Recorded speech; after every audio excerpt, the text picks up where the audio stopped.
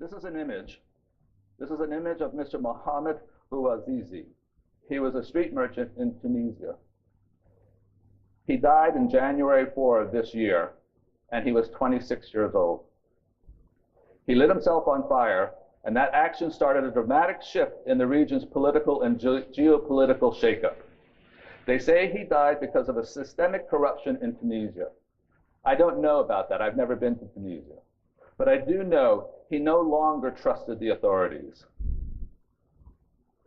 Mr. Mohammed's action started what is widely known as the Arab Spring or the Arab Awakening. And we believe this will have a profound impact on health insurance in the Middle East and throughout the entire MENA region. Already we see governments taking defensive actions, some positive, some not. By and large, we see the increase in healthcare spend by various governments to be a positive for the insurance sector. Increased health infrastructure development and increased efforts towards educating and training medical workers are only two examples, but we believe these are two key examples. This is a slide of hospital bed counts per population. It's per 10,000 population. Sometimes you'll see it per 1,000 population. And I just want to use this very briefly to illustrate. If we look at Oman has 21 beds per 10,000.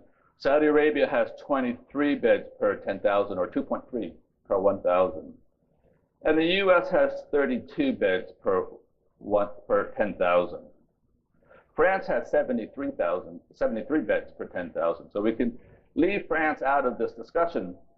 About a month ago, Saudi Arabia announced that they were going to spend an enormous amount of money to increase specifically their hospitals, their bed counts, their clinics, and their healthcare workers. And their goal was to come up to the US level of hospital beds per 10,000 population. That means a 50% increase in their hospital beds in the next few years.